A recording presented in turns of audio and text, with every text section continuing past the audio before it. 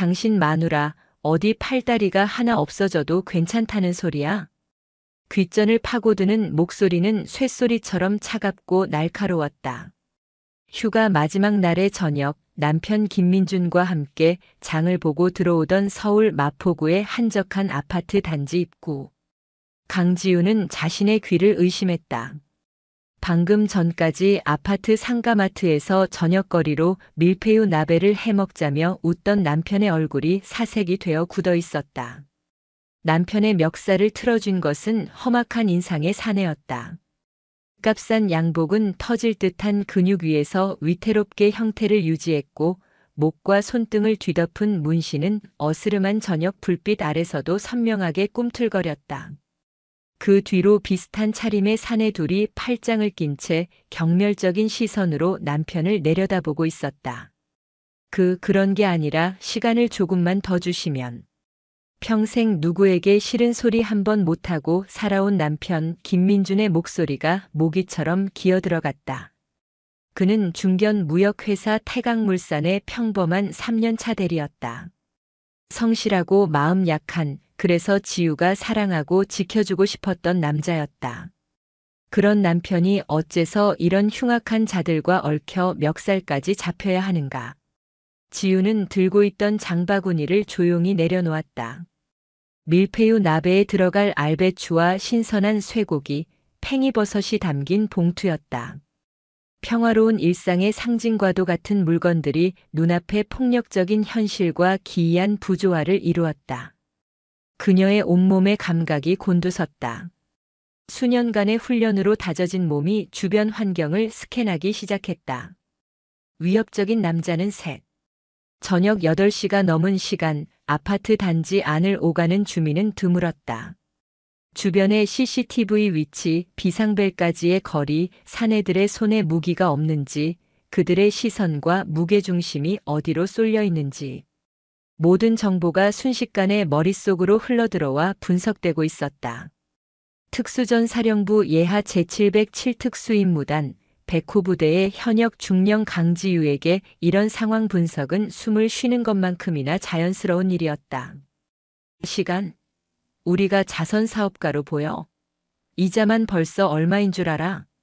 애초에 사고를 내지 말았어야지 양반아.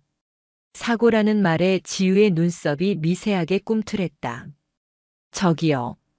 지우가 나지막이 입을 열었다. 그녀의 목소리는 고요했지만 그 안에 담긴 무게감은 달랐다. 사내들의 시선이 일제히 그녀에게로 향했다. 그들의 눈에는 조롱과 귀찮음이 서려 있었다. 웬 여편네야. 당신 남편 교육 똑바로 안 시켰어? 멱살을 잡고 있던 사내가 침을 뱉으며 말했다. 지우는 대꾸하지 않고 남편에게 다가갔다. 그리고 남편의 멱살을 잡은 사내의 손목을 부드럽게 하지만 단호하게 잡았다. 이 손 놓으시죠. 뭐? 사내의 얼굴에 실소가 터졌다. 여자가, 그것도 자신보다 한 뼘은 작아 보이는 여자가 감히 자신의 손목을 잡다니. 힘을 주어 뿌리치려던 사내의 얼굴이 다음 순간 경악으로 물들었다. 손목이 바위에 낀 것처럼 꿈쩍도 하지 않았다. 오히려 지우의 손가락이 그의 혈관과 신경이 지나는 급소를 파고들며 찌르는 듯한 고통을 안겨주었다. 악! 사내가 저도 모르게 비명을 지르며 손을 놓았다. 지우는 그 틈을 놓치지 않고 남편을 자신의 등 뒤로 끌어당겼다. 민준 씨, 괜찮아? 지우야, 여긴 어떡해? 상황 파악 끝났으니 더는 말하지 마. 지우의 말투는 남편을 안심시키면서도 동시에 상황을 완벽하게 통제하고 있음을 드러냈다. 그녀는 다시 사내들을 향해 돌아섰다. 이제 그녀의 눈빛에는 조금 전의 온기는 사라지고 경기도 이천의 부대에서 수많은 훈련과 작전을 지휘하던 지휘관의 서늘함만이 남아 있었다. 남편에게 무슨 짓을 한 거죠? 그리고 아까 사고라고 했는데 무슨 사고 말입니까? 그녀의 기세에 눌린 사내들이 잠시 주춤했다. 멱살을 잡혔던 사내가 아픈 손목을 부여잡고 악을 썼다. 이 여자가 보자 하니까. 야, 니들 뭐해? 뒤에 있던 사내 둘이 지우를 향해 다가왔다. 하지만 그들은 차마 섣불리 달려들지 못했다. 평범한 주부라고 하기에는 지우의 자세와 눈빛이 너무나도 안정되어 있었다. 조금의 흐트러짐도 두려움도 찾아볼 수 없었다. 마치 모든 움직임을 예측하고 있다는 듯한 절대적인 자신감. 그것은 링 위에서 상대를 압도하는 격투기 선수에게서나 볼 수 있는 종류의 기백이었다. 한 번만 더 말하겠습니다. 무슨 일인지 설명하세요. 좋게 말할 때 듣는 게 좋을 겁니다. 지우의 목소리가 아파트 단지의 밤 공기를 갈랐다. 그 순간 멀리서 순찰차의 사이렌 소리가 희미하게 들려왔다. 사내들의 얼굴에 초조한 기색이 스쳤다. 시발, 오늘은 재수가 없네. 야, 철수해. 우두머리로 보이는 사내가 욕설을 내뱉으며 돌아섰다. 그들은 지우와 민준을 번갈아 쏘아보며 협박하는 것을 잊지 않았다. 오늘만 날인 줄 알지 마. 당신 집, 직장 다 알고 있으니까. 내일 다시 올 거야. 그때까지 돈 준비 못하면 각오하는 게 좋을 거야. 그들은 어둠 속으로 빠르게 사라졌다. 민주는 그 자리에 주저앉아 거친 숨을 몰아쉬었다. 지우는 사라지는 사내들의 뒷모습을 날카롭게 응시하며 그들의 인상착의와 특징들을 머릿속에 각인했다. 집으로 돌아온 뒤 무거운 침묵이 거실을 채웠다. 지우는 따뜻한 차를 내와 민준의 손에 쥐어주었다. 민준은 고개를 들지 못했다. 이제 말해봐. 어떻게 된 일이야? 지우의 목소리는 차분했지만 그 안에는 단호한 의지가 담겨 있었다. 민준은 한참을 뜸들이다가 겨우 입을 열었다. 이야기는 일주일 전으로 거슬러 올라갔다. 야근을 마치고 퇴근하던 길 아파트 인근의 좁은 골목길에서 가벼운 접촉사고가 있었다고 했다. 고급 외제차가 갑자기 튀어나와 민준의 차를 들이받았고 차에서 내린 것은 오늘 봤던 그 사내들이었다. 그들은 보험 처리를 거부하며 막무가내로 합의금을 요구했다. 목에 새겨진 문신과 험악한 분위기에 눌린 민주는 어쩔 수 없이 그들의 요구에 따랐다. 하지만 그게 끝이 아니었다. 그들은 수리비 외에도 병원비, 정신적 피해 보상금 등 말도 안 되는 명목으로 계속해서 돈을 요구해왔다. 민준이 감당할 수 없는 액수였다. 결국 사채에까지 손을 대고 말았고 눈덩이처럼 불어난 빚은 이제 그의 목을 조여오고 있었다. 왜 나한테 말 안 했어? 지우의 목소리가 작게 떨렸다. 그것은 분노가 아닌 깊은 슬픔과 안타까움 때문이었다. 미안해, 당신 휴가인데 걱정 끼치고 싶지 않았어. 나 혼자 어떻게든 해결할 수 있을 거라고 생각했어. 내가 너무 어리석었어. 민준의 어깨가 가늘게 떨렸다. 지우는 말없이 다가가 남편을 끌어안았다. 그의 등에서 느껴지는 미세한 떨림이 그녀의 가슴을 아프게 찔렀다. 이것은 단순한 접촉사고가 아니다. 명백한 보험 사기, 의도적인 접근이었다. 평범한 회사원인 남편을 노린 계획된 범죄였다. 지우의 눈빛이 차갑게 빛났다. 그들은 선을 넘었다. 평화로운 일상을 지키기 위해 군인이 된 그녀의 가장 소중한 것을 건드렸다. 그 대가가 무엇인지 이제부터 뼈저리게 가르쳐 줄 생각이었다. 걱정 마. 내가 해결할게. 지우가 남편의 등을 토닥이며 말했다. 그 목소리에는 남편을 안심시키는 따스함과 함께 적을 향한 서리빨 같은 결의가 담겨 있었다. 아니야, 지우야. 이건 내가 해결해야 할 문제야. 당신까지 위험하게 만들 순 없어. 위험? 민준 씨. 지우가 남편의 어깨를 잡고 눈을 맞췄다. 나한테는 저런 쓰레기들보다 당신이 그렇게 혼자 아파하고 있었다는 게 훨씬 더 위험하고 무서운 일이야. 알겠어? 그녀의 확고한 눈빛에 민주는 더 이상 아무 말도 할 수 없었다. 지우는 조용히 자리에서 일어나 방으로 들어갔다. 그리고 옷장 깊숙한 곳에 넣어두었던 지난 몇 년간 한 번도 열어보지 않았던 작은 상자를 꺼냈다. 상자 안에는 군 시절의 사진들과 함께 손때 묻은 검은색 특수 재질의 벨트가 들어 있었다. 그녀는 생각했다. 저들은 아마 내일 회사로 찾아올 것이다. 남편의 직장, 태강물산. 거기서부터 모든 것을 시작해야 한다. 썩어 빠진 뿌리를 찾아내 완전히 도려내 버릴 것이다. 그녀의 가슴 속에서 오랫동안 잠들어 있던 백호가 포효하며 깨어나고 있었다. 진짜 참교육은 이제부터 시작이었다. 다음 날 아침 여의도 태강물산 본사 7층 총무팀 사무실은 평소와 다름없는 분주함으로 시작되었다. 높은 유리창 너머로 국회의사당의 둥근 지붕과 한강의 은빛 물결이 펼쳐졌다. 강지우 과장은 정확히 아침 8시 30분에 자리에 앉았다. 그녀는 지난 3년간 회사에서 가장 조용하고 성실한 직원으로 통했다. 누구와도 깊게 엮이지 않고 묵묵히 자신의 일을 처리하는 존재감 없는 사람. 그것이 그녀가 의도적으로 만들어 온 이미지였다. 과장님 안녕하세요. 입사 한 달 차 신입사원 이하나가 밝게 인사하며 그녀의 책상 위에 서류철을 내려놓았다. 아직 모든 것이 서툴고 긴장되는 사회초년생의 풋풋함이 엿보였다. 하나 씨 일찍 왔네요. 오늘 최 부장님 외부 미팅 자료 준비는 다 됐어요? 네. 어젯밤 늦게까지 확인하고 또 확인했어요. 그런데 하나의 목소리가 불안하게 떨렸다. 최 부장님이 너무 무서워요. 어제도 제가 보고서 양식을 조금 틀렸다고 사람들 앞에서 소리를 지르셨어요. 이런 것도 하나 제대로 못하냐고.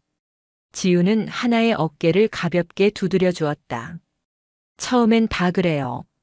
저도 신입 때 얼마나 혼났는지 몰라요. 너무 기죽지 마요. 따뜻한 위로를 건네면서도 지우의 마음 한구석은 차갑게 가라앉았다. 최근 들어 최만식 부장의 짜증과 갑질이 도를 넘고 있었다. 특히 신입사원인 하나에게 향하는 비난은 단순한 질책을 넘어 인격 모독에 가까웠다. 강 과장, 잠깐 내 방으로 와.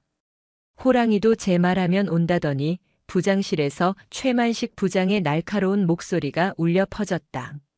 지우는 하나에게 힘내라는 눈짓을 보내고 자리에서 일어났다. 최만식 부장의 사무실은 늘 담배 냄새와 싸구려 커피 향 그리고 그의 권위의식이 뒤섞여 탁한 공기를 만들어냈다. 50대 중반의 그는 회사의 대표적인 꼰대이자 실세였다. 앉아. 강 과장, 요즘 신입 교육은 어떻게 되어가고 있어? 이하나 씨 열심히 배우고 있습니다. 아직 서툴지만 곧잘 따라오고 있습니다. 열심히? 내 눈엔 글쎄올 시다인데. 최 부장이 의자를 뒤로 젖히며 지우를 빗딱하게 쳐다봤다. 어제 보고서 보니까 아주 가관이더군. 그런 걸 결제 올리라고 가르쳤어? 당신이 너무 감싸고 도니까 애가 직장 생활을 만만하게 보는 거야. 지우의 눈에 잠깐 차가운 빛이 스쳤지만 그녀는 곧 평소의 무표정한 얼굴로 돌아왔다. 어젯밤 남편을 위협하던 자들의 얼굴과 최 부장의 얼굴이 겹쳐 보이는 것은 기분 탓일까? 죄송합니다. 앞으로 더 신경 써서 지도하겠습니다. 됐고. 오늘 3층 창고에 있는 폐기 서류들 최종 정리해서 목록 보고해. 특히 구기획안 관련 서류들 꼼꼼하게 확인하고. 3층 창고. 지우의 귀가 번뜩했다. 최근 들어 최 부장이 유독 자주 언급하는 곳이었다. 평소에는 아무도 찾지 않는 먼지 쌓인 서류들만 가득한 곳으로 알려져 있었다. 3층 창고 말입니까? 그곳은 사용하지 않는 서류들을 보관하는 곳으로 알고 있습니다만.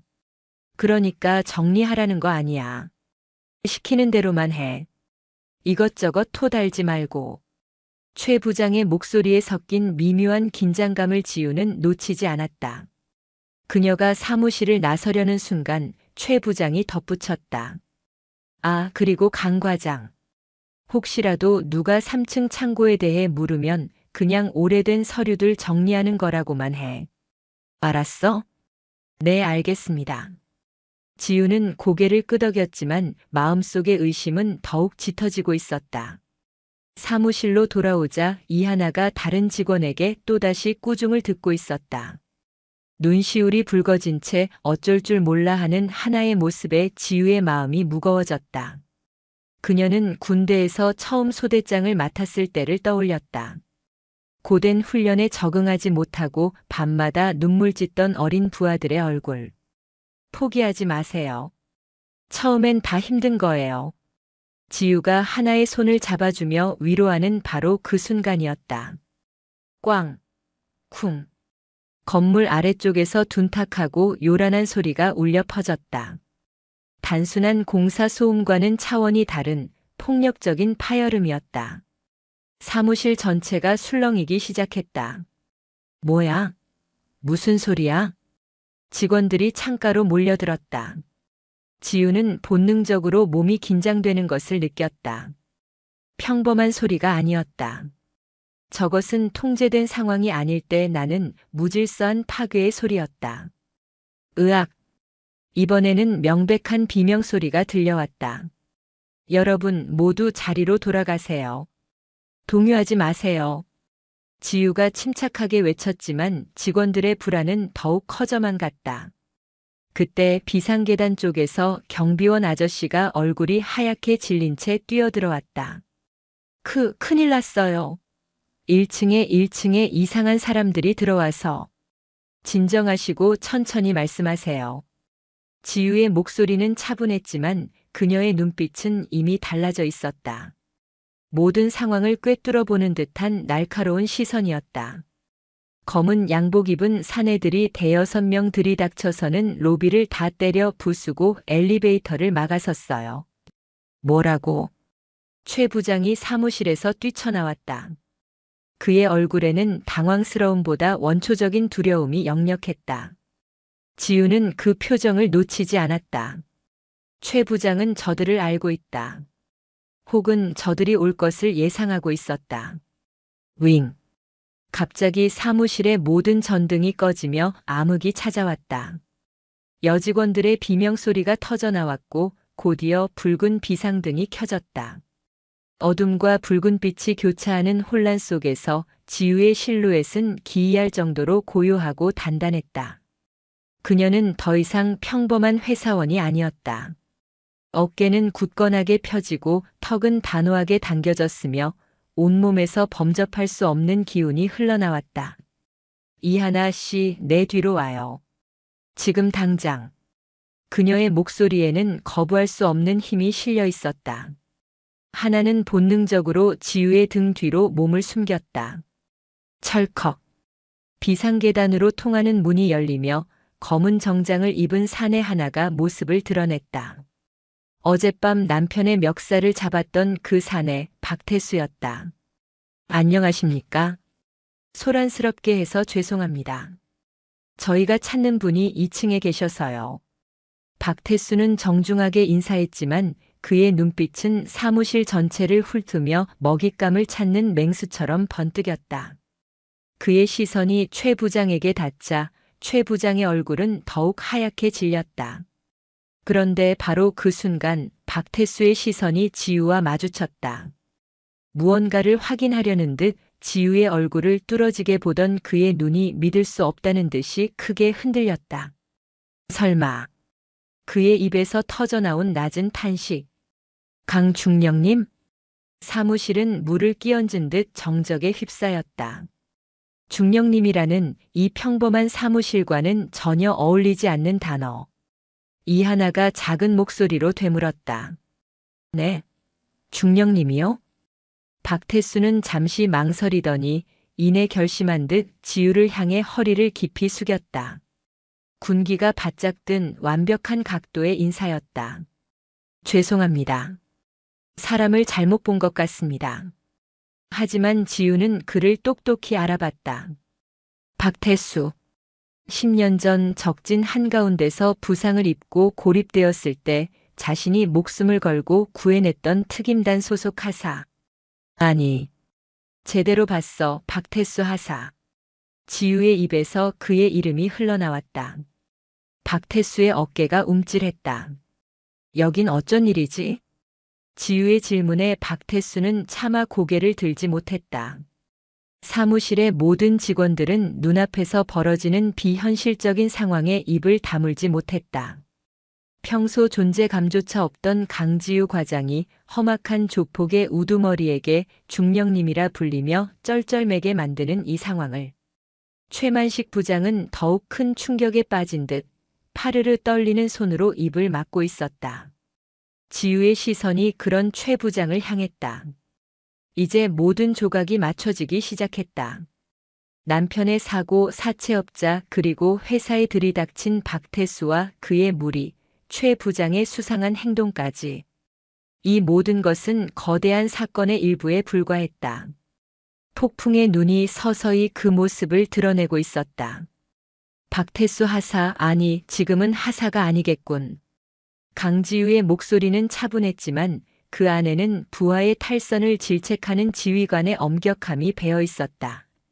박태수는 여전히 고개를 숙인 채 입을 열었다. 면목 없습니다, 중령님. 전역하고 먹고 살다 보니 이렇게 됐습니다. 그 이야기는 나중에 듣도록 하지. 우선 여긴 왜 온 건지부터 설명해. 회사 기물을 파손하고 직원들을 위협하면서까지 찾아야 할 사람이 누군데? 지우의 시선이 최만식 부장에게로 향했다. 박태수의 시선도 그를 따라갔다. 최만식 부장님 맞으시죠? 잠깐 저희와 이야기 좀 나누셔야겠습니다. 박태수의 목소리에는 다시 위협적인 기운이 감돌았다. 최 부장은 뒷걸음질 치며 손사래를 쳤다. 나는 아무것도 모르오. 당신들이 누군데 나를 모르신다고요? 3층 창고 일도 정말 모르신다고 할 수 있습니까? 그 말에 최 부장의 얼굴에서 마지막 핏기마저 가셨다. 지우는 이하나의 손목을 가볍게 쥐었다. 군에서 사용하는 비상신호였다. 위험하니 내 지시에 따라라. 하나는 직감적으로 알아채고 고개를 끄덕였다. 최 부장님. 지우가 앞으로 나서며 단호하게 말했다. 회사 규정상 외부인과의 면담은 반드시 총무팀 책임자 입회하에 이루어져야 합니다. 제가 동행하겠습니다. 박태수가 난처한 표정으로 지우를 쳐다봤다. 과거 자신의 목숨을 구해준 생명의 은인이자 하늘 같았던 상관 앞에서 강압적으로 나설 수는 없는 노릇이었다. 알겠습니다, 중령님. 그럼 함께 가시죠. 잠깐. 지우는 자신의 책상 서랍을 열어 무언가를 꺼냈다. 다른 직원들 눈에는 평범한 만년필처럼 보였지만 박태수는 그것이 무엇인지 알아보고 얼굴이 굳었다. 전술용 호신펜. 부대에서 특수 제작한 위급 상황 시 강력한 무기가 될 수 있는 장비였다. 하나 씨, 혹시 모르니 경찰에 신고할 준비해둬요. 만약 20분 안에 우리가 돌아오지 않으면 그때는 즉시 신고해요. 내 말 무슨 뜻인지 알죠? 지우가 하나의 귓가에 속삭였다. 하나의 눈빛이 결연해졌다. 3층으로 향하는 비상계단은 평소보다 훨씬 더 으스스했다. 깜빡거리는 형광등 불빛 아래 세 사람의 그림자가 길게 늘어졌다. 최 부장은 식은땀을 줄줄 흘리고 있었고 박태수는 착잡한 표정으로 앞장섰다. 지우만이 흐트러짐 없는 자세로 주위를 경계하며 걸었다. 낡고 녹슨 철문 앞에 도착했다. 3층 자료 보관 창고라는 팻말이 먼지 속에 희미했다. 여기입니다. 최 부장님 정말 아무것도 모르시는 게 맞습니까? 박태수의 추궁에 최 부장은 거의 울상이 되어 말했다. 정말로 나는 시키는 대로 서류 정리만 했을 뿐이요. 정말이야. 서류 정리라 그럼 이 서류들도 단순 정리였던 겁니까? 박태수가 품에서 봉투 하나를 꺼내 내용물을 흔들었다. 회사 로고가 찍힌 계약서들이었다. 지우의 날카로운 눈이 서류의 이상한 점을 즉시 포착했다. 그거 가짜 계약서군요. 지우의 조용한 한마디에 최 부장과 박태수가 동시에 그녀를 돌아봤다. 자세히 보니 회사 직인의 위치가 미세하게 어긋나 있고 사용하는 용지도 표준 규격이 아닙니다. 지난 3년간 이 회사 모든 종류의 서류를 다뤄본 제가 보증하죠. 저건 위조된 겁니다. 지우는 서류를 받아들고 내용을 훑어보며 말을 이었다. 계약 내용은 이 창고를 외부 물류업체에 임대한다는 것이고 하지만 우리 태강물산은 창고 임대 사업을 하지 않습니다. 최 부장님, 이게 어떻게 된 일인지 설명해 주셔야겠습니다. 최 부장이 입을 뻐끔거릴 뿐 아무 말도 못하고 있을 때 박태수가 씁쓸하게 입을 열었다. 역시 중령님은 못 속이겠습니다. 사실 저희는 태강물산 김철민 회장님의 지시를 받고 움직이는 사람들입니다. 회장님? 네. 최근 회사 내부에 불미스러운 일이 벌어지고 있다는 소문이 회장님 귀에까지 들어갔습니다. 그래서 저희에게 비밀리에 조사를 의뢰하신 겁니다. 박태수는 말을 이었다. 최만식 부장이 정체불명의 외부 세력과 결탁하여 회사의 자산을 몰래 빼돌리고 있으며 그 중심에 바로 이 3층 창고가 있다는 것이었다. 최 부장님, 당신 뒤에 있는 게 누굽니까? 지우의 서늘한 질문에 최 부장은 공포에 질려 고개를 저었다. 말할 수 없소. 말하면 나는 죽어. 바로 그때였다. 창고 문 안쪽에서 투둑, 투둑하고 무언가 액체가 떨어지는 소리가 들렸다. 동시에 시큼하고 역한 냄새가 문틈으로 새어나왔다. 최 부장의 얼굴이 새하얗게 질렸다. 설마 벌써. 지우는 박태수와 눈빛을 교환했다. 박태수가 고개를 끄덕이고는 품에서 공구를 꺼내 잠긴 문을 강제로 열었다. 끼익. 오랫동안 열리지 않았던 문이 불쾌한 소리를 내며 열렸다.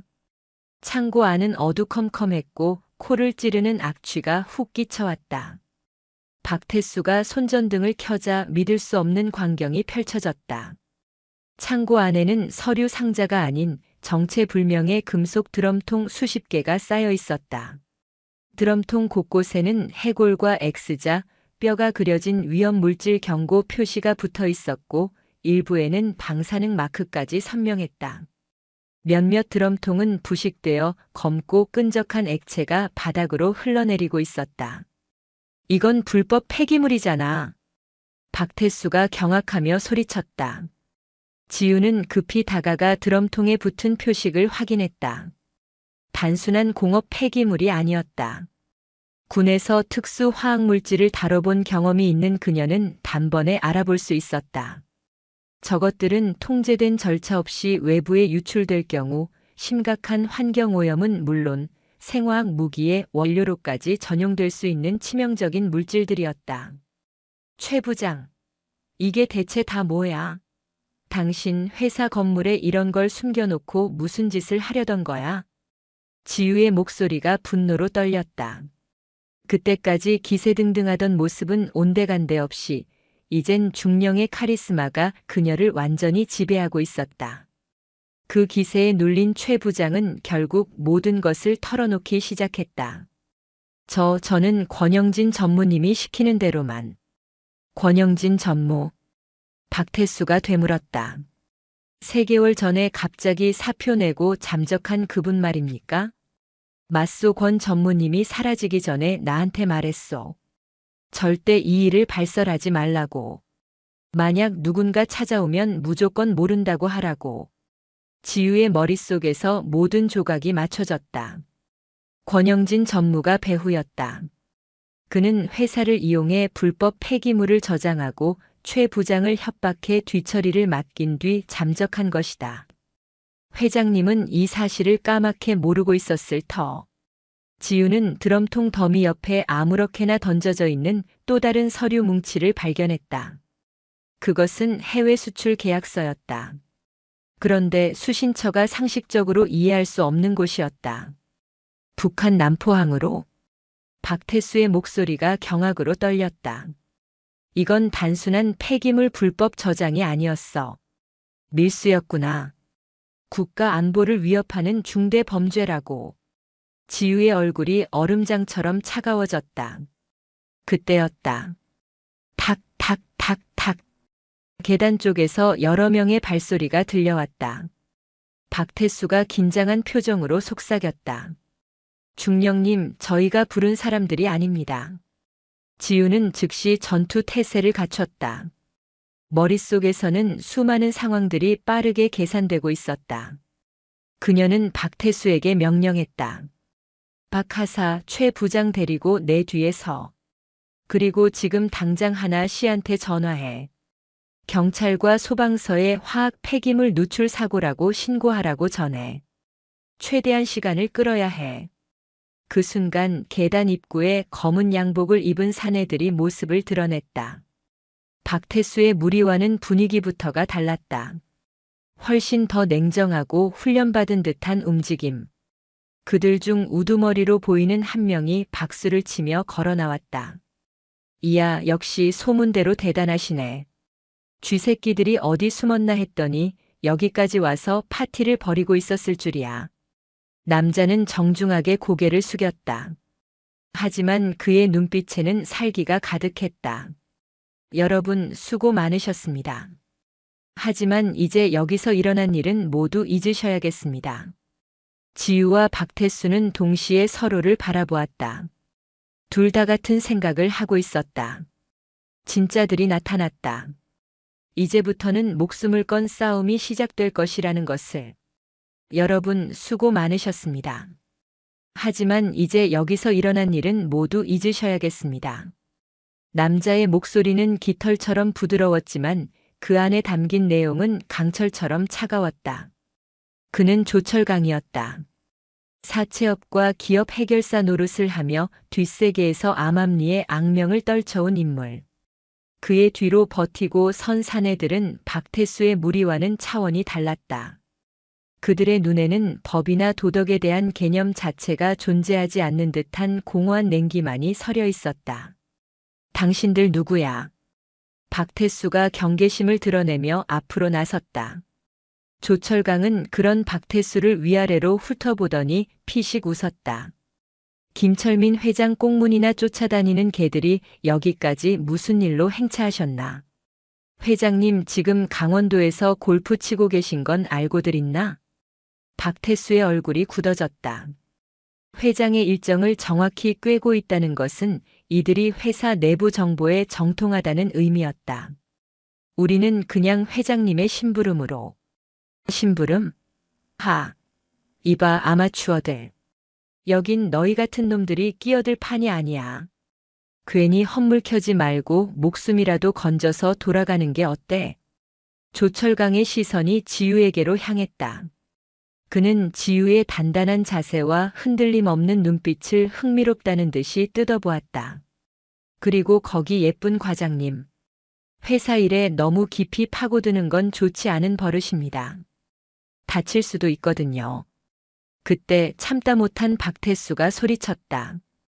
그의 목소리에는 과거 상관에 대한 절대적인 충성심과 눈앞의 적에 대한 분노가 뒤섞여 있었다. 함부로 짓거리지 마. 이분은 너 같은 쓰레기들이 함부로 입에 올릴 분이 아니시다. 대한민국 육군 특수전사령부 제707 특수임무단 100호 부대 현역 중령님이시다. 그 말이 창고 안에 울려 퍼지는 순간 공기가 순간적으로 얼어붙었다. 조철강의 부하들이 술렁였다. 707 중령. 그 단어들이 가진 무게를 그들도 어렴풋이나마 알고 있었다. 하지만 조철강은 오히려 더 재미있다는 듯이 입꼬리를 올렸다. 오호, 중령님? 예편한 군인이 어쩌다 이런 말단 회사까지 흘러들어오셨나?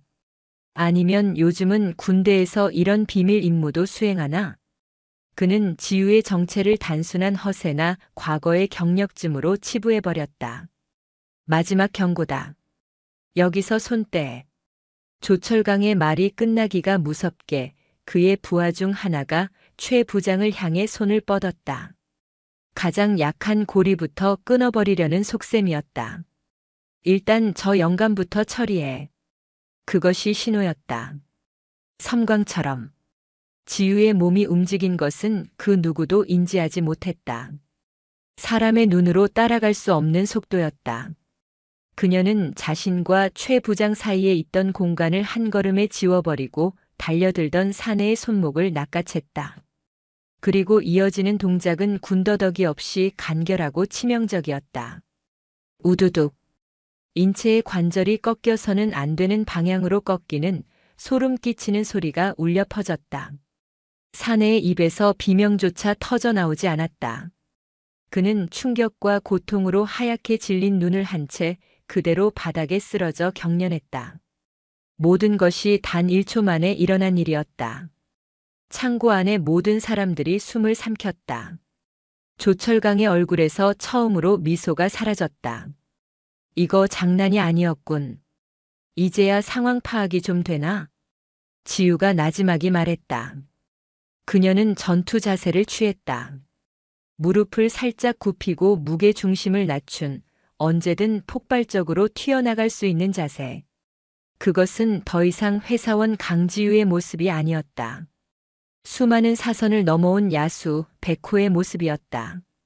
전원 공격해. 저 여자부터 무조건 제압해.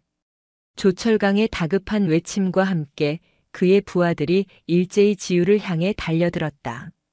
박태수와 그의 부하들도 소리를 지르며 맞섰다. 비좁은 창고는 순식간에 아수라장으로 변했다. 박하사. 우측으로 산계에서 엄호해.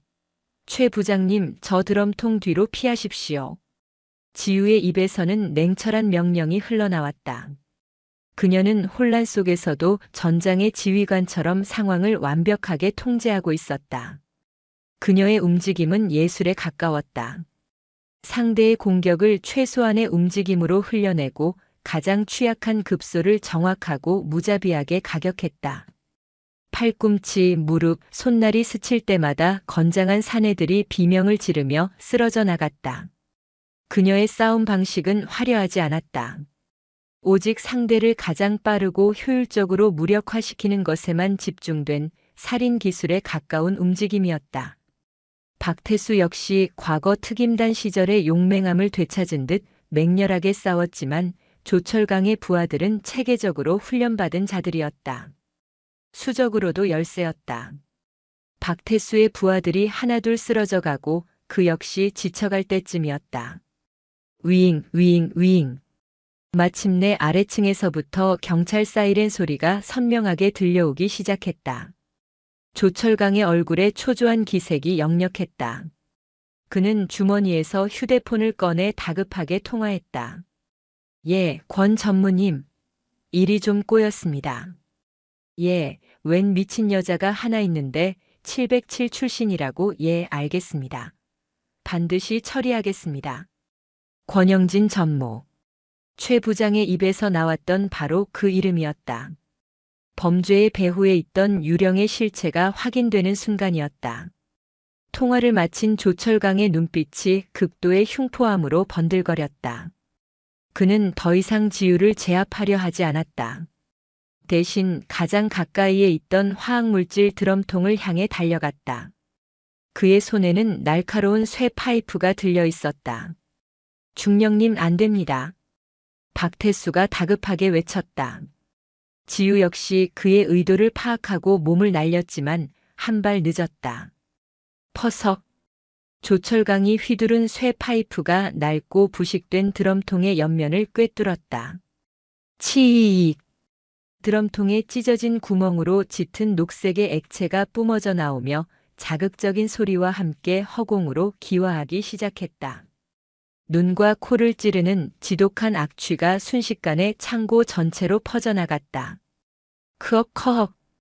곳곳에서 사람들이 기침을 하며 쓰러지기 시작했다. 조철강과 그의 부하들은 미리 준비한 듯 주머니에서 마스크를 꺼내 착용했다. 자, 중령님. 이 아수라장에서 살아남을 수 있는지 한번 봅시다. 우리는 이만 신뢰하지. 조철강은 비열한 미소를 남기고 출입문을 가로막고 있던 드럼통 하나를 걷어차 통로를 막아버린 채 어둠 속으로 사라졌다. 창고 안에는 치명적인 유독가스와 쓰러진 사람들, 그리고 절체절명의 위기에 빠진 지우만이 남겨졌다. 창문 하나 없는 밀폐된 공간. 이곳은 이제 거대한 가스실이 되어버렸다.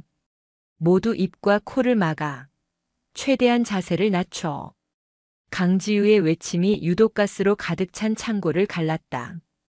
그녀는 조금의 망설임도 없이 자신의 재킷 소매를 길게 찢어내 물에 적신 뒤 그것으로 코와 입을 가렸다.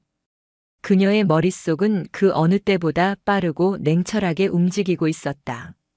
현재 상황, 유독가스의 종류와 확산 속도, 생존 가능 시간, 탈출 경로 확보. 과거 수없이 반복했던 화생방 훈련의 기억들이 세포 하나하나에 되살아났다. 크윽과 과장님 숨을 쉴 수가. 최만식 부장이 바닥을 기며 고통을 호소했다. 박태수 역시 흐려지는 의식을 붙잡으려 애쓰며 지우를 바라봤다. 그의 눈에는 이제 어떻게 해야 합니까라는 절박한 질문이 담겨 있었다. 박하사, 정신 차려. 부하들 챙겨서 저쪽 벽으로 붙어. 바닥에 고인 물에 옷을 적셔서 최대한 호흡기를 보호해. 예, 알겠습니다. 박태수는 군기가 바짝 든 목소리로 대답하며 쓰러진 동료들을 필사적으로 깨우기 시작했다. 군인에게 지휘관의 명령은 절대적이었다. 죽음의 공포 속에서 지우의 존재는 그들이 기댈 수 있는 유일한 등대였다. 지우는 출입구를 막아버린 드럼통으로 달려갔다. 성인 남성 서너 명이 들어도 버거울 무게였지만 지금은 그것을 치우는 것 외에 다른 방법이 없었다. 그녀가 드럼통에 온 힘을 싣는 순간이었다. 쾅! 바깥쪽에서 육중한 소리와 함께 창고 문이 활짝 열렸다. 하지만 그곳에 서 있는 것은 경찰 특공대나 소방대원이 아니었다. 경찰 제복을 입고 있었지만 그들의 분위기는 어딘가 모르게 이질적이었다. 그리고 그들 맨 앞에 서 있는 남자. 지우는 그 얼굴을 똑똑히 기억하고 있었다. 인사기록 카드에서 수백 번도 더 보았던 얼굴. 권영진 전무. 지우의 입에서 낮은 목소리가 흘러나왔다. 3개월 전 돌연 회사를 떠났던 이 모든 사건의 배후에 있던 인물이 가짜 경찰들과 함께 눈앞에 나타난 것이다. 윤정혜 과장, 아니 강지우 중령이라고 불러야겠지? 권영진은 비릿한 미소를 지으며 창고 안으로 들어섰다. 그의 뒤로 가짜 경찰들이 일사불란하게 움직이며 쓰러진 사람들을 결박하고 상황을 통제하기 시작했다. 자네가 우리 회사에 지원했을 때부터 눈여겨봤지.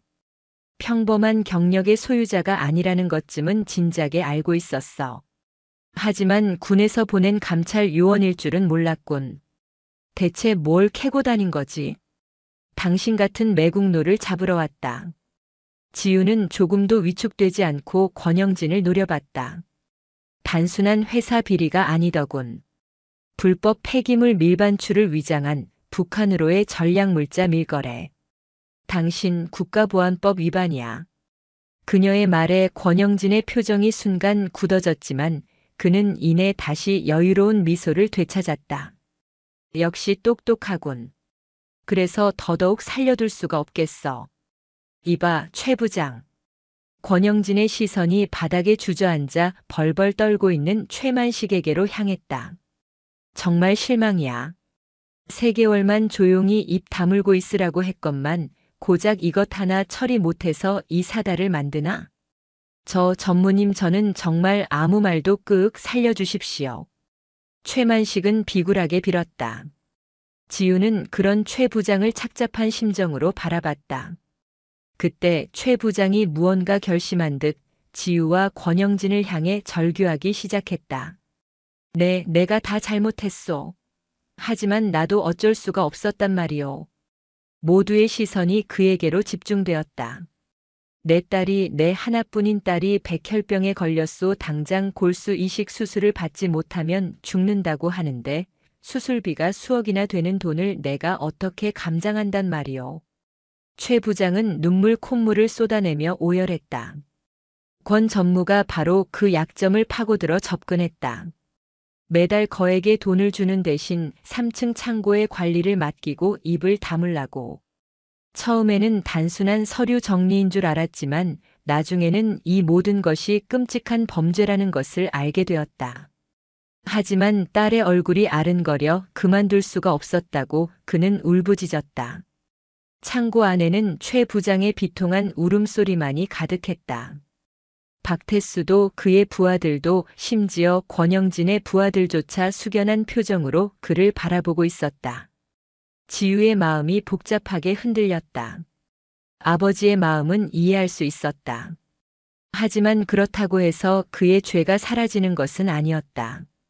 국가와 국민의 안위를 위협하는 대가로 딸의 생명을 구하려 한 행위는 결코 정당화될 수 없었다. 그래서 그 아이 목숨값으로 나라라도 팔아넘기시겠다? 권영진이 차갑게 비웃으며 최 부장의 절규를 끊어버렸다. 시끄러운 감상극은 거기까지 하시지. 이제 슬슬 마무리할 시간이야. 진짜 경찰들이 도착하기 전에. 권영진은 부하들에게 눈짓을 보냈다. 그들이 지우를 향해 서서히 포위망을 좁혀오기 시작했다. 강중령, 당신만 없었으면 모든 것이 완벽했는데. 어쩔 수 없지. 당신은 여기서 이 쓰레기들과 함께 유독가스 누출 사고의 비운의 희생양이 되는 거야. 쿵, 쿵, 쿵. 바로 그때 굳게 닫혔던 창고 문 반대편 비상구 쪽에서 문을 부수려는 듯한 격렬한 소리가 들려왔다. 이 하나의 신고를 받은 진짜 경찰들이 마침내 도착한 것이다. 권영진의 얼굴이 일그러졌다. 젠장 벌써. 그의 계획에 차질이 생긴 것이다. 초조해진 그는 돌발적인 행동을 감행했다. 가장 가까이에 있던 최만식을 붙잡아 목에 날카로운 유리 조각을 겨누었다. 모두 움직이지 마. 움직이면 이 영감 목을 그어버릴 거야. 상황은 최악으로 치닫고 있었다. 유독가스는 점점 더 짙어지고 인질극까지 벌어진 절체절명의 순간. 지우는 숨을 골랐다. 그녀의 눈빛이 한치의 흔들림 없이 권영진을 향했다. 지휘관은 가장 극한의 상황에서 가장 냉철한 결정을 내려야 하는 존재. 이제 그녀의 선택에 모두의 목숨이 달려 있었다. 권영진, 그 손 놔. 강지우의 목소리는 유독가스를 뚫고 권영진의 고막에 명확하게 박혔다. 그 목소리에는 분노도 두려움도 담겨 있지 않았다. 오직 강철 같은 의지와 상대방을 압도하는 무게감만이 존재했다. 닥쳐. 한 발짝이라도 더 다가오면 이 영감은 죽어. 경찰들더러 물러나라고 해. 권영진은 최만식의 목에 겨눈 유리 조각에 힘을 주며 악을 썼다. 최만식의 목에서 가느다란 핏줄기가 흘러내렸다. 그의 눈은 공포로 완전히 풀려 있었다. 전무님 제발. 시끄러워, 이 배신자 새끼. 권영진의 이성은 완전히 마비된 듯 보였다. 수년간 공들여 쌓아 올린 계획이 눈앞의 여자 하나 때문에 물거품이 될 위기에 처하자 그는 궁지에 몰린 쥐처럼 발악하고 있었다. 지우는 천천히, 아주 천천히 양손을 들어 보이며 그에게 다가갔다. 진정해, 권영진. 아직 끝난 게 아니야. 여기서 인질극을 벌여봐야 당신에게 돌아올 건 아무것도 없어. 오히려 죄만 더 무거워질 뿐이야. 내년이 뭘 알아. 평생 국가의 녹이나 받아먹는 주제에. 난 내 힘으로 내 제국을 건설하려 했어.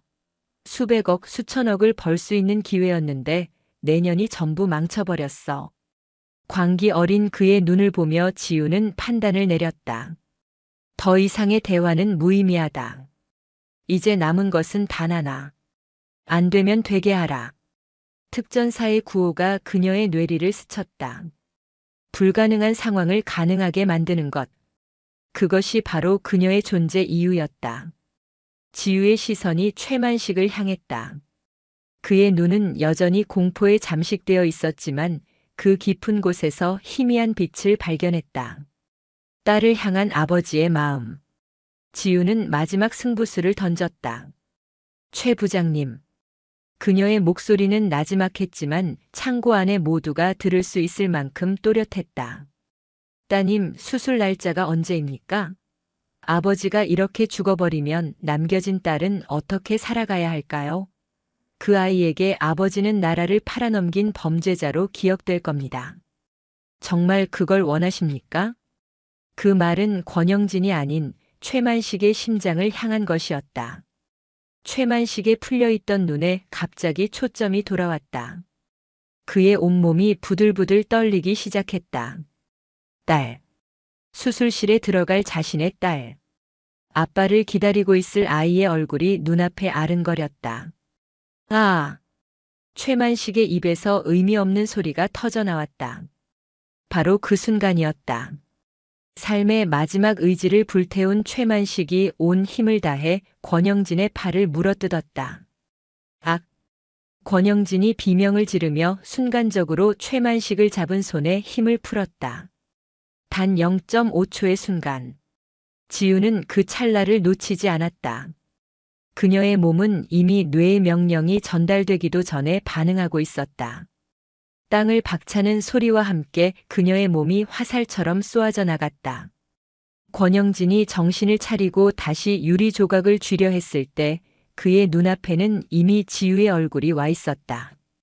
지우는 권영진의 손목을 꺾어 유리를 빼앗는 동시에 다른 한 손의 손날로 그의 목 옆 경동맥을 정확하게 가격했다. 크억. 권영진은 숨막히는 소리를 내며 그대로 뒤로 넘어갔다. 뇌로 가는 혈류가 일시적으로 차단되며 정신을 잃은 것이다. 소란을 듣고 문을 부수고 들어온 경찰들이 들이닥쳤을 때 그들이 본 것은 쓰러진 권영진과 그의 위에 올라타 팔을 완벽하게 제압하고 있는 지우의 모습이었다. 모든 상황은 순식간에 종료되었다. 움직이지 마. 손들어. 경찰들이 지우를 향해 총을 겨누었다. 나는 대한민국 육군 중령 강지우다. 이자는 국가보안법 위반 사범 권영진. 긴급 체포한다. 지우가 품에서 구겨진 군인 신분증을 꺼내 던졌다. 잠시 후 현장 지휘관이 신원을 확인하고는 경악을 금치 못하며 전 대원에게 소리쳤다. 총 내려. 이분은 아군이다. 즉시 화생방 제독조를 투입하고 부상자들을 구출해. 창고는 아수라장이었지만 그 중심에 서 있는 지우는 폭풍의 눈처럼 고요했다. 그녀의 몸은 긴장이 풀리며 휘청거렸다. 짧은 시간 동안 너무나 많은 체력과 정신력을 소진한 탓이었다. 유독가스에 노출된 몸이 비명을 지르고 있었다. 중령님.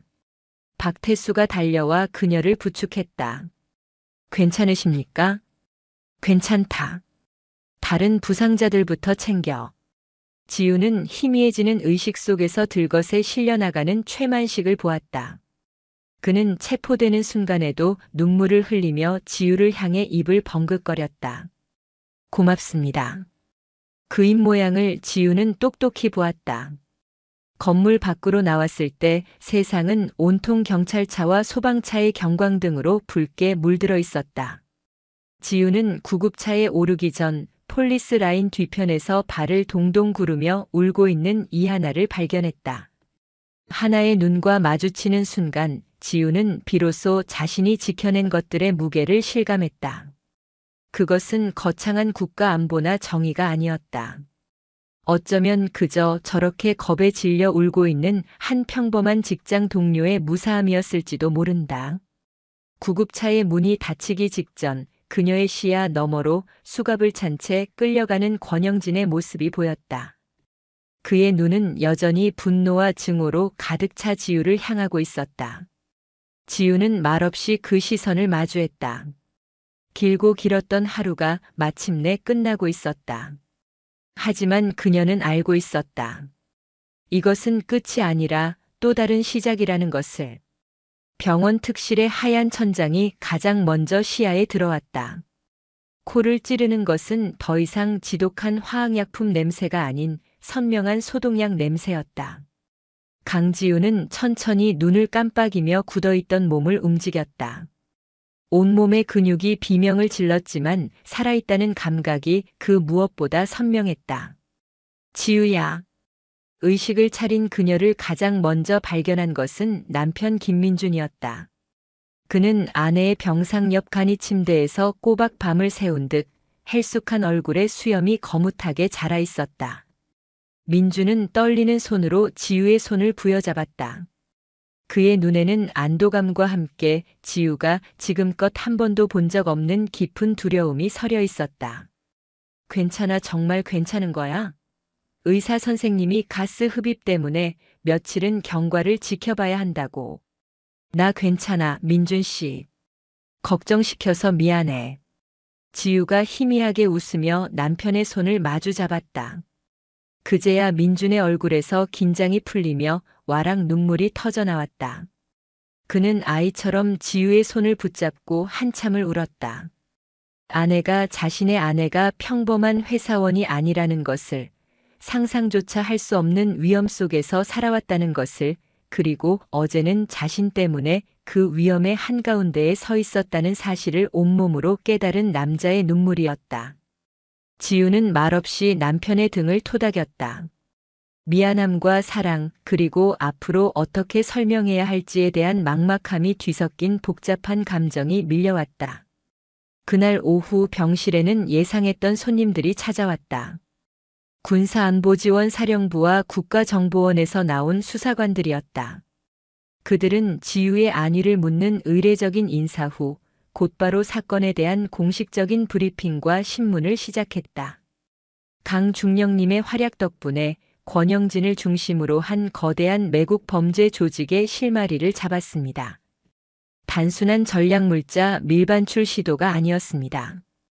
그들은 북한 정찰총국과 연계하여 대한민국의 안보 시스템 자체를 흔들려 하고 있었습니다. 수사관의 설명은 충격적이었다. 태강물산의 3층 창고는 그저 시작에 불과했다. 권영진은 전국 각지에 비슷한 비밀 창고를 운영하며 각종 불법 화학물질은 물론 해외에서 입수한 군사 장비와 기술까지 북으로 넘기려 하고 있었다. 만약 지우가 막지 못했다면 그 파장은 상상조차 할 수 없는 재앙으로 이어졌을 것이다. 임무는 완벽하게 완수하셨습니다. 다만 강중령님의 신분이 노출된 이상 더 이상의 비밀 임무 수행은 불가능할 것으로 보입니다. 담담한 수사관의 말은 지우에게 자신의 현 상황을 명확하게 각인시켜 주었다. 윤정의 과장으로서의 삶은 이제 끝났다. 며칠 후 몸을 어느 정도 회복한 지우에게 면회객들이 찾아오기 시작했다. 가장 먼저 온 것은 이하나였다. 그녀는 커다란 꽃바구니를 든 채 문 앞에서 한참을 망설이다 들어왔다. 과장님, 아니 중령님. 그냥 편하게 불러요, 하나씨. 하나는 금방이라도 울음을 터뜨릴 것 같은 얼굴로 지우의 침대맡에 섰다. 그날 이후 그녀는 잠을 이룰 수가 없었다고 했다. 지우가 자신을 지키기 위해 보여주었던 용기, 그리고 자신이 제때 신고 전화를 건 것이 모두를 살렸다는 안도감과 책임감이 뒤섞여 혼란스러웠다고 했다. 정말 감사해요. 그리고 존경합니다. 과장님이 아니었으면 전 아직도 최 부장님 앞에서 벌벌 떨기만 하는 바보였을 거예요. 그날의 공포는 하나를 주저앉힌 것이 아니라 오히려 한 뼘 더 성장하게 만들었다. 지우는 그런 하나의 모습이 대견하게 느껴졌다. 다음으로 찾아온 것은 박태수였다. 그는 완전히 다른 사람이 되어 있었다. 어깨를 짓누르던 어둠의 그림자는 사라지고 과거 특임단 시절의 늠름하고 절도 있는 군인의 모습으로 돌아와 있었다. 그는 지우를 향해 완벽한 거수 경례를 붙였다. 충성. 중령님 박태수입니다. 그는 지우 덕분에 자신과 부하들이 모두 무사하며 김철민 회장의 지시로 움직였다는 사실이 참작되어 모든 혐의를 벗었다고 보고했다. 오히려 사건 해결의 공을 인정받아 회장으로부터 두둑한 포상까지 받았다고 했다. 중령님께서는 제 목숨을 2번이나 구해주셨습니다.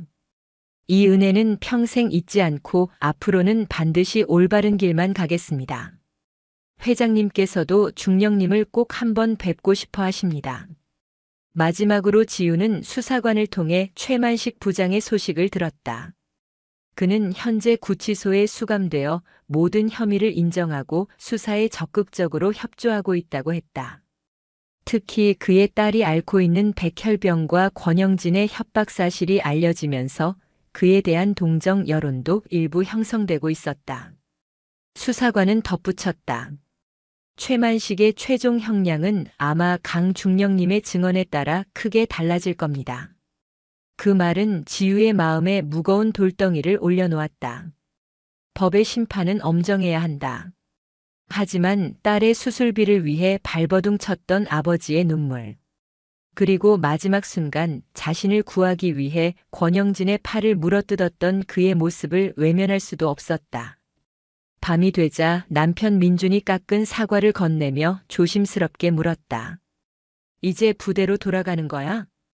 그의 목소리에는 아내에 대한 자랑스러움과 함께 그녀를 다시 위험한 곳으로 보내야 한다는 깊은 불안감이 공존했다.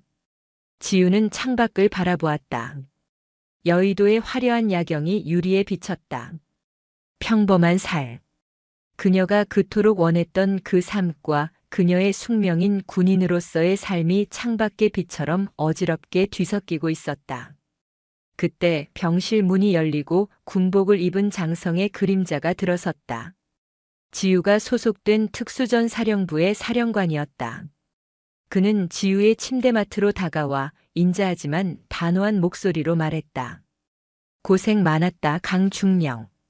자네가 대한민국을 구했어. 짧은 칭찬 후 그는 본론을 꺼냈다. 몸 추스르는 대로 복귀 준비하도록. 사령부에서는 자네에게 더 큰 임무를 맡기려 하네.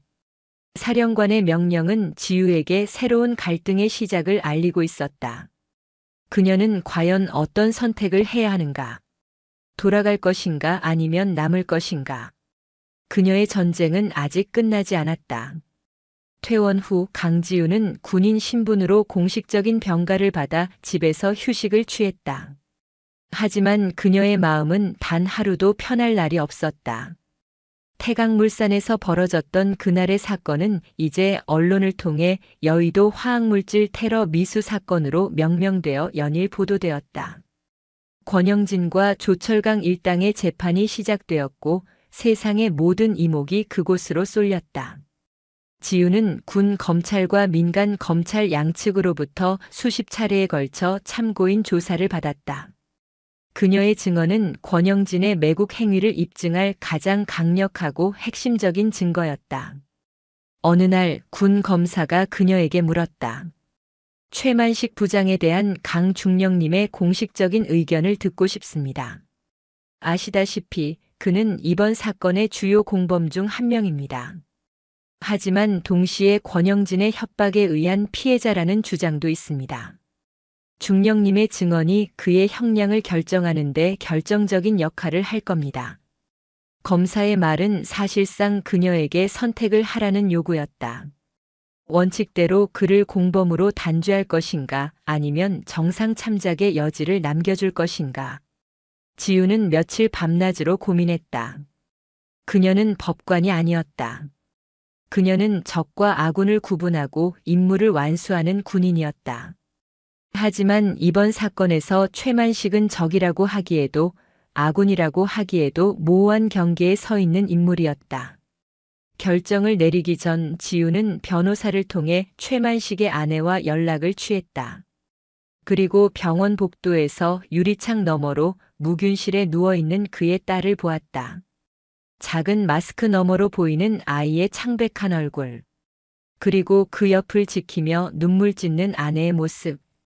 그 광경은 지우의 마음을 무겁게 짓눌렀다. 며칠 뒤 지우는 태강물산의 김철민 회장과 마주 앉았다. 노 회장은 백발이 성성했지만 눈빛만은 젊은이 못지않게 형형했다.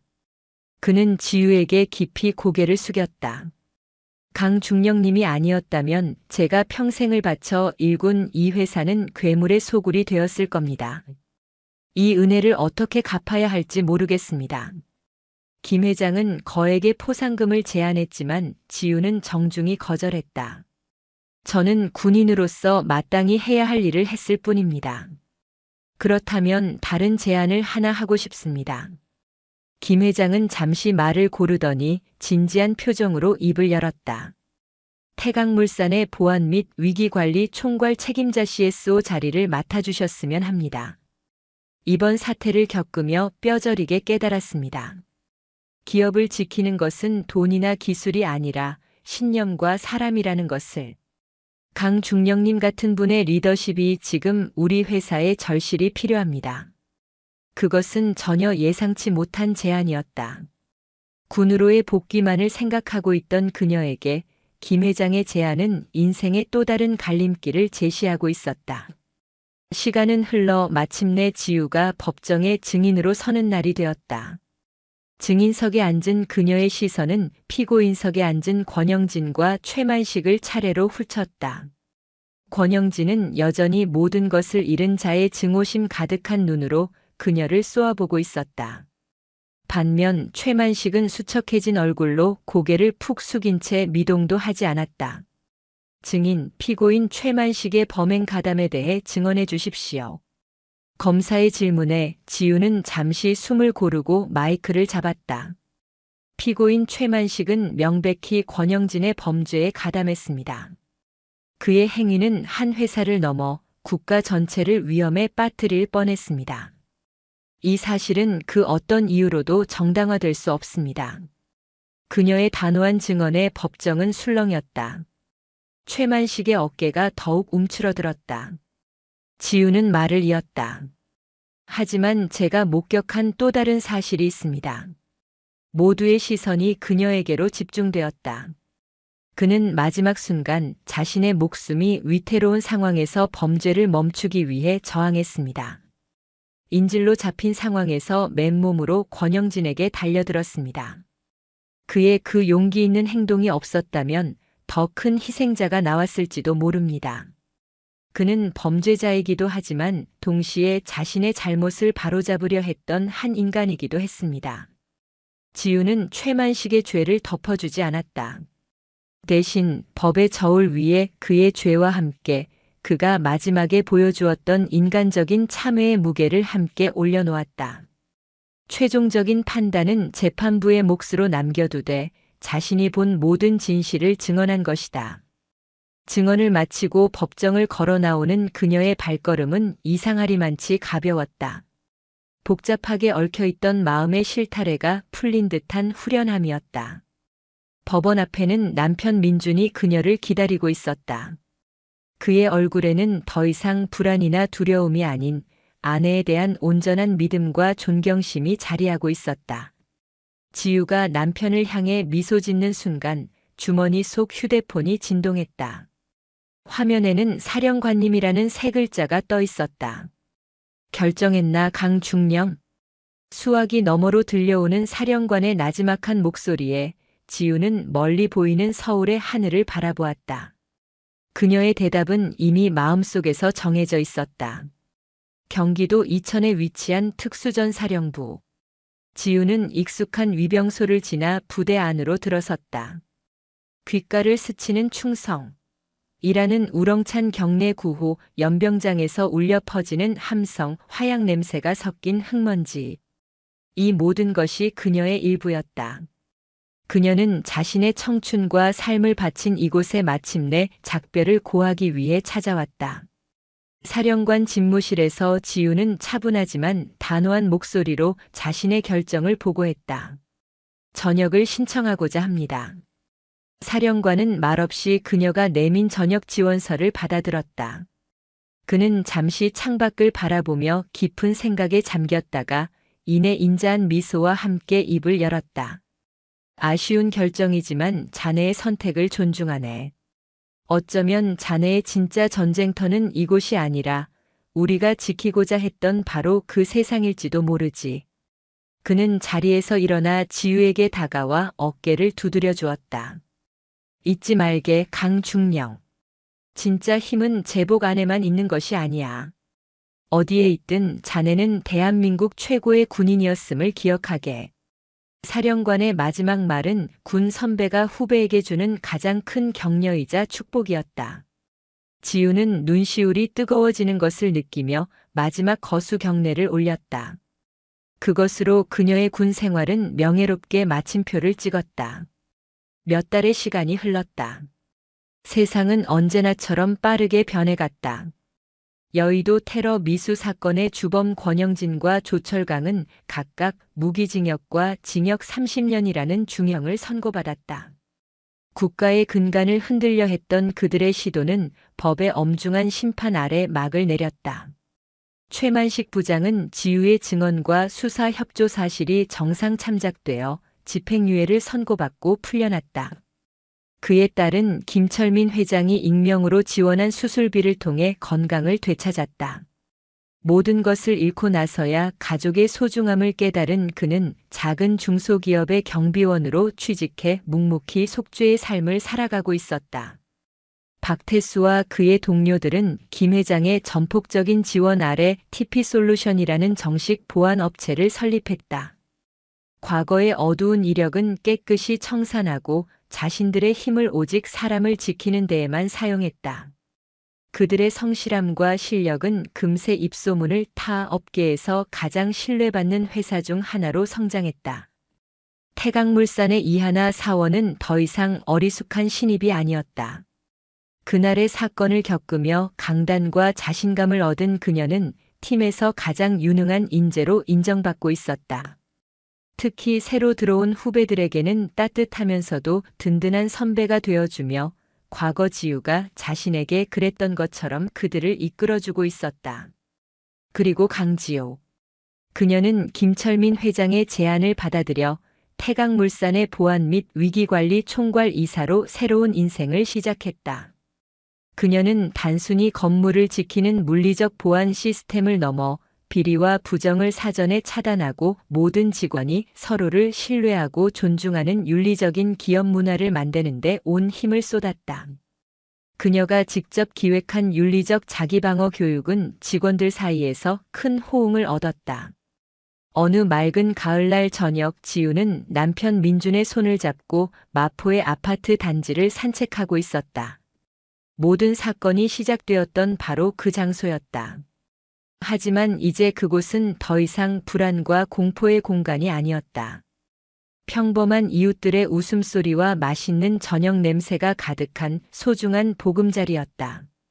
오늘 하나 씨가 그러는데 새로운 신입사원이 자기를 제일 존경하는 선배로 꼽았다고 엄청 자랑하더라. 민준의 말에 지우가 환하게 웃었다. 그 친구 이제 완전히 자기 자리를 찾았네. 당신 덕분이야. 당신이 모두를 바꾼 거야. 지우는 말없이 남편의 어깨에 기댔다. 그녀는 문득 깨달았다. 진짜 힘은 상대를 파괴하고 제압하는 것이 아니었다.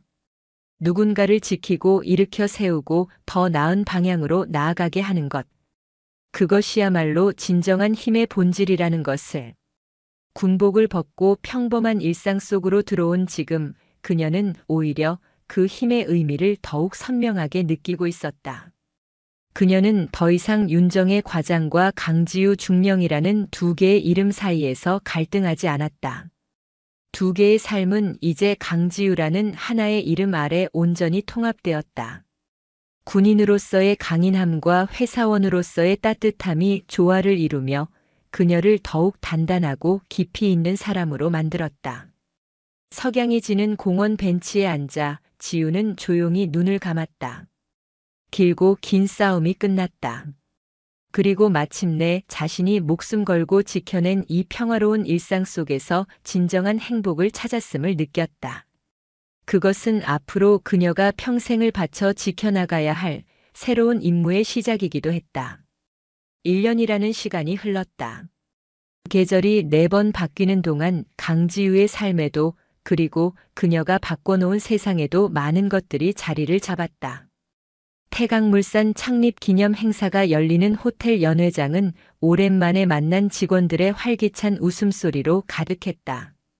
1년 전 공포와 불신으로 얼어붙었던 회사의 분위기는 온데간데 없었다.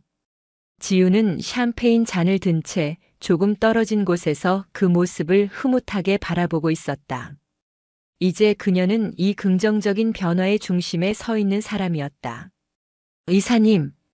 어느새 훌쩍 성장해 대리 직함을 단 이하나는 이제 더 이상 과거의 겁 많던 신입사원이 아니었다.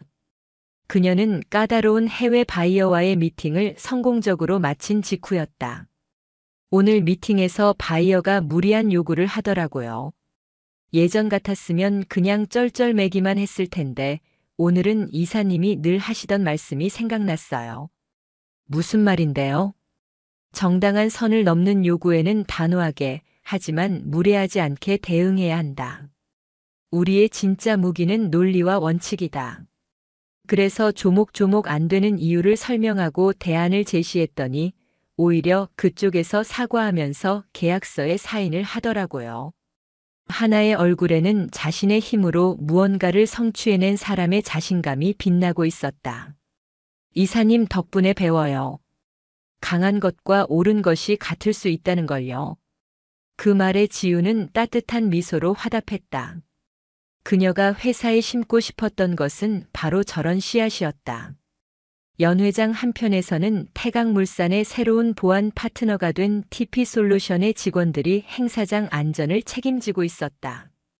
깔끔한 정복을 차려입은 박태수 대표가 지우에게 다가와 정중히 고개를 숙였다. 그는 이제 어엿한 사업가였지만 지우 앞에서는 여전히 군기를 바짝 세운 부하였다. 행사 진행 상황 이상 무입니다. 대표님.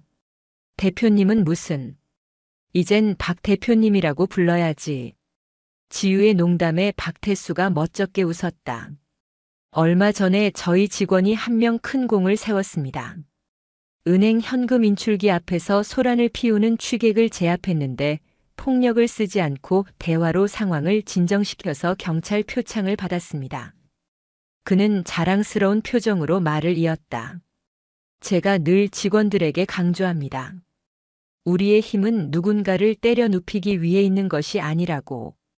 중령님께서 제게 가르쳐 주신 진짜 힘의 의미를 저도 제 방식대로 전하고 있습니다. 과거의 어둠 속에서 방황하던 부하가 이제는 다른 이들에게 올바른 힘의 사용법을 가르치는 리더로 성장한 것이다. 지우는 그 무엇보다 큰 보람을 느꼈다. 행사가 무르익을 무렵 지우는 잠시 바람을 쐬러 연회장 밖 테라스로 나갔다. 그때 낯익은 얼굴이 눈에 들어왔다.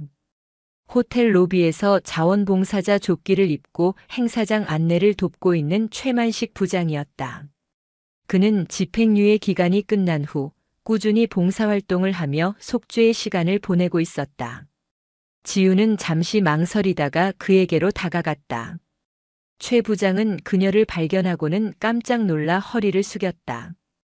이 이사님, 여기서 봉사활동하고 계셨군요. 힘드시진 않으세요? 아닙니다. 힘든 게 어디 있겠습니까? 제가 지은 죄에 비하면 아무것도 아니지요. 그의 얼굴은 과거의 탐욕과 불안 대신 모든 것을 내려놓은 자의 평온함이 자리하고 있었다. 그는 주머니에서 지갑을 꺼내 낡은 사진 한 장을 보여주었다. 밝게 웃고 있는 딸의 모습이었다. 얼마 전에 완치 판정받았습니다. 이 아이에게 부끄럽지 않은 아버지가 되는 것. 그게 제 남은 인생의 유일한 목표입니다. 그는 지우를 향해 다시 한번 깊이 고개를 숙였다. 기회를 주셔서 정말 감사합니다. 이사님. 그의 진심 어린 감사 인사에 지우는 그저 고개를 끄덕여주는 것으로 답을 대신했다. 용서는 신의 영역일지 모른다. 하지만 한 인간에게 다시 시작할 기회를 주는 것은 같은 시대를 살아가는 사람의 몫을 터였다. 모든 행사가 끝나고 집으로 돌아가는 길. 남편 민준이 운전하는 차의 조수석에 앉아 지우는 창밖으로 스쳐 지나가는 서울의 야경을 바라보았다. 남편은 이제 더 이상 아내의 과거를 두려워하지 않았다. 오히려 그는 아내의 가장 든든한 지지자이자 그녀가 지켜낸 평화로운 일상을 함께 누리는 동반자가 되었다. 오늘 당신 정말 멋있더라. 민준이 부드러운 목소리로 말했다. 사람들이 전부 당신을 존경하는 눈으로 쳐다보던데. 질투날 뻔했어. 다들 각자의 자리에서 최선을 다하고 있을 뿐인걸요. 당신을 볼 때마다 생각해.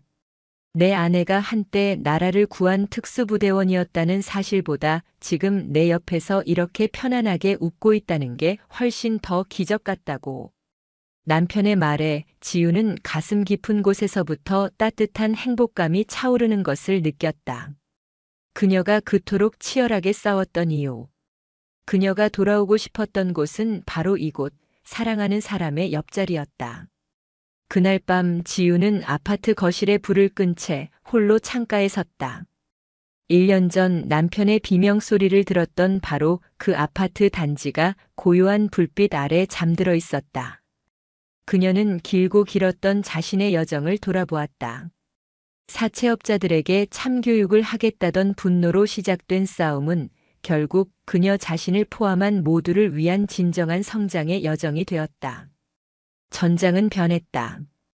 그녀의 무기는 더 이상 강철로 만든 총이 아닌 흔들리지 않는 원칙과 타인을 향한 공감이었다. 그리고 명예나 훈장이 아닌 주변 사람들의 행복한 미소를 목표로 삼는 일상의 작은 전투들 속에서 그녀는 매일같이 승리하고 있었다. 도시의 불빛이 무수한 별처럼 반짝였다. 강지우는 조용히 미소 지었다. 세상은 평화로웠고 마침내 그녀 또한 완전한 평화 속에 있었다.